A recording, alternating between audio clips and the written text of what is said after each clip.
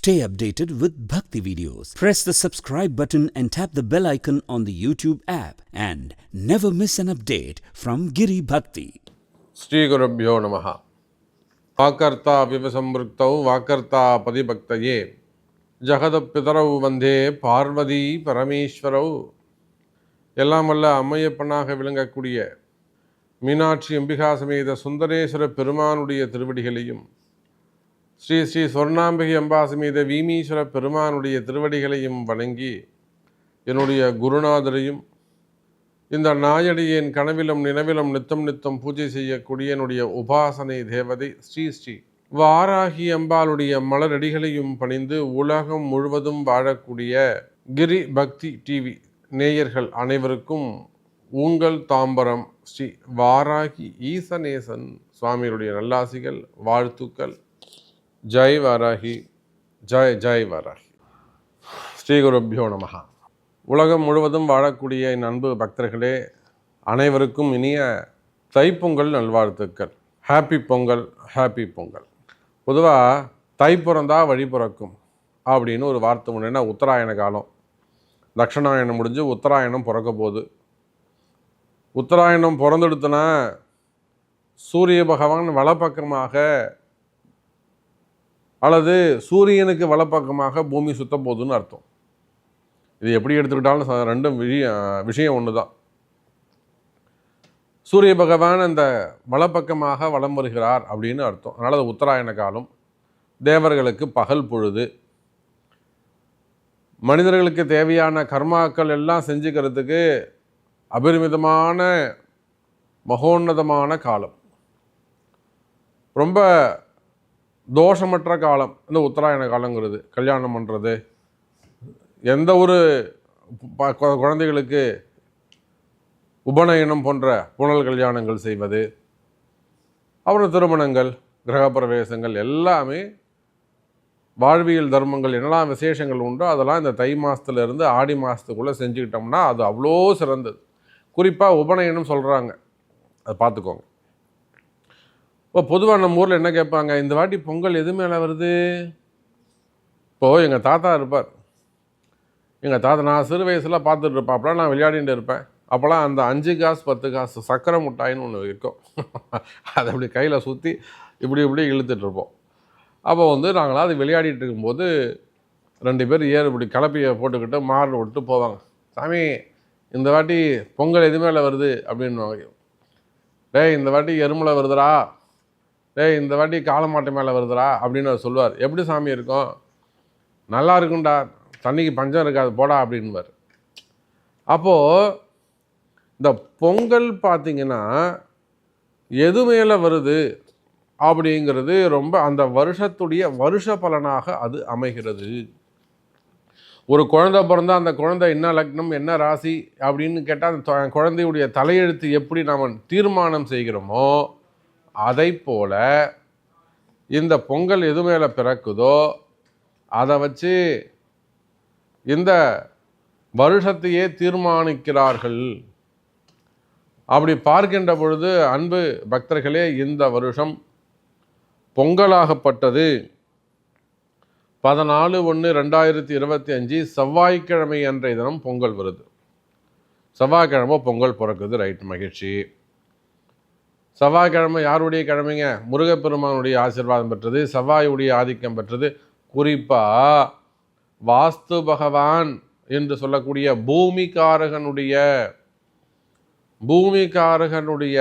ஆதிக்கம் பெற்ற செவ்வாய்க்கிழமையிலே தைப்பொங்கல் வருவது சிறப்பு. இந்த வாட்டி பொங்கல் எது மேலே வருது? புலி மேலே வருதுங்க சாமி. எது மேலே பொங்கல் வருது? சங்கராந்தி பலன் எதில் வராங்க? புலி மேலே வருது. வியாக்கிரம் புலி மேலே சங்கராந்தி பகவான் வருகிறார்.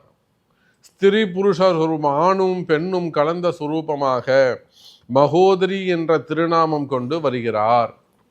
ஆண் பெண் கலந்த உருவம்னு சொன்னாலே இந்த வருஷம் விவசாயம் சிறப்பாக இருக்கும், விவசாயிகளுக்கு அற்புதமாக இருக்கும், நீர்நிலைகள் நிரம்பி இருக்கும், மழை வேண்டுவன மழை கொடுக்கும், வெயில் தாக்கம் அதிகமானதாக இருக்கும், பொருளுடைய உற்பத்திகள் அபரிமிதமானதாக இருக்கும்,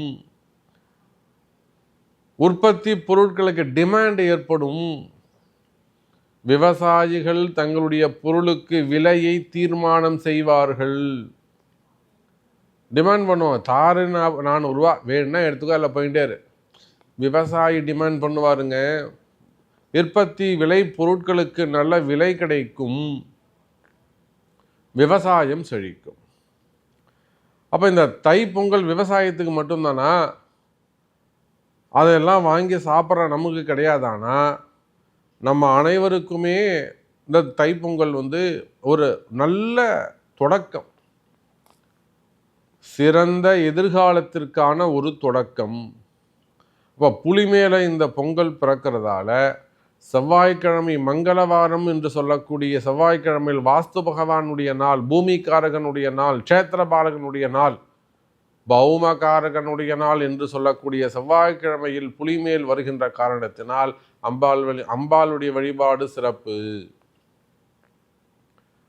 அம்பாளுடைய வழிபாடு சிறப்பு. அப்போ இந்த பொங்கல் எப்படி வழிபாடு செய்யணும்? வீட்டில் செவ்வாய்க்கிழமையில் வர்றதால எனக்கு இந்த வருஷம் ஒரு வீடு கட்டணும் சாமி, இந்த பொங்கல் தை மாதம் பிறந்து நான் பூஜை போகிறேன்னு வேண்டியிருக்கேன், ஒரு வீடு கட்டணும் சாமி, ஒரு இடம் வாங்கணும் சாமி, ஒரு தோட்டம் வாங்கிட்டேன், நான் விவசாயம் பண்ண போகிறேன், இல்லை ஒரு அக்ரிகல்ச்சர் லேண்டே வாங்க போகிறேன். அப்போ நீங்கள் எந்த நன்மையை தொடங்க வேண்டும் என்று சொன்னாலும் தை பிறந்தால் வழி பிறக்கும். அப்போ நல்ல நேரம் உங்களுக்கு. இந்த பதிவை யாரெல்லாம் கேட்குறீங்களோ, யாரெல்லாம் இந்த பதிவை கேட்டு பயன் பெறுகிறீர்களோ, நீங்கள் பயன் பெற்றது மட்டும் இல்லாமல் நல்ல செய்தி இருக்குந்தா நீங்கள் யாருக்கெல்லாம் ஷேர் பண்ணுறீங்களோ அனைவருக்குமே நன்மை நடக்கும். ஹாப்பி பொங்கல். புரியுதுங்களா? அப்போது ஸ்திரீ புருஷ ரூபமாய் வருகிறது, ஆணும் பெண்ணும் கலந்த ரூபமாய் இந்த சங்கராந்தி பகவான் வருகிறார். செவ்வாய்க்கிழமையிலே பிறக்கிறார், புலி மேல் வருகிறார், சிகப்பு ஆடை கட்டி வைடூரிய ஆபரணம் ஏந்தி கரும்பு சாரலே ஸ்நானம் செய்து கட்கம் குங்குமம் போன்ற ஆயுதங்களை ஏந்தி, அதோடு மட்டுமல்லாது செண்பக பூவை சாத்தி டமருகம் ஏந்தி கோபமான குரோத முறையிலே கிழக்கு திசை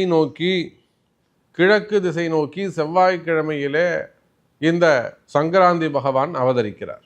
இப்போ எதெல்லாம் இதில் நன்மை நடக்கும் அப்படின்னா, விவசாயம் சிறப்பாக இருக்கும், ரியல் எஸ்டேட் சிறப்பாக இருக்கும், பில்டர்ஸ் அந்த தொழில் சிறப்பாக இருக்கும், கனிம வளங்கள் அதெல்லாம் சிறப்பாக இருக்கும், க்ரஷர்ஸு, அப்புறம் குவாரிகள் வச்சு நடத்தக்கூடியவங்க, லாரி டிரான்ஸ்போர்ட் வச்சு நடத்தக்கூடியவங்க, போர்வெல்லு, விவசாயங்கள், பூமி சார்ந்த தொழில்கள், இந்த விங்கு வச்சு பண்ணுறாங்க பார்த்தீங்களா, அந்த தொழில் செய்யக்கூடியவங்க.